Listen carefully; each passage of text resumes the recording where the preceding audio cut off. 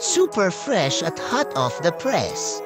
Artista update para sa inyong mga beshi. Muli nang pumunta si Alex Gonzaga sa Lipa, Batangas para samahan ang kanyang mister.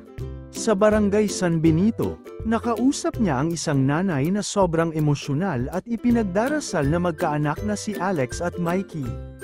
Ramdam na ramdam ang pagmamahal ng mga tao kina Alex at Mikey.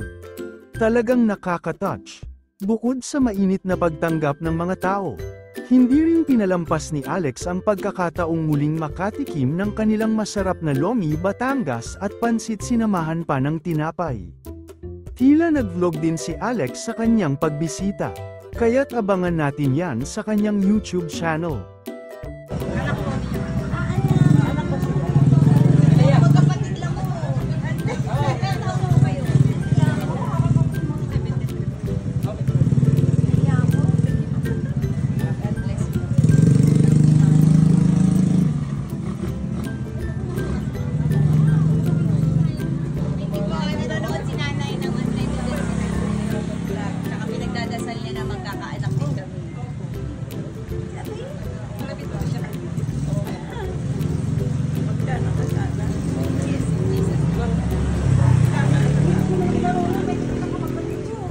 Sobrang proud si Tony Gonzaga Soriano kay Sevi dahil sumali ito sa isang taekwondo competition.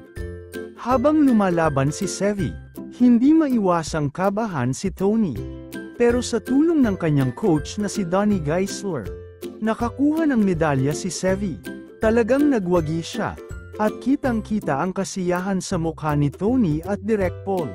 Bakit nga ba pumayag si Tony at Direk Paul na mag-taekwondo si Sevi?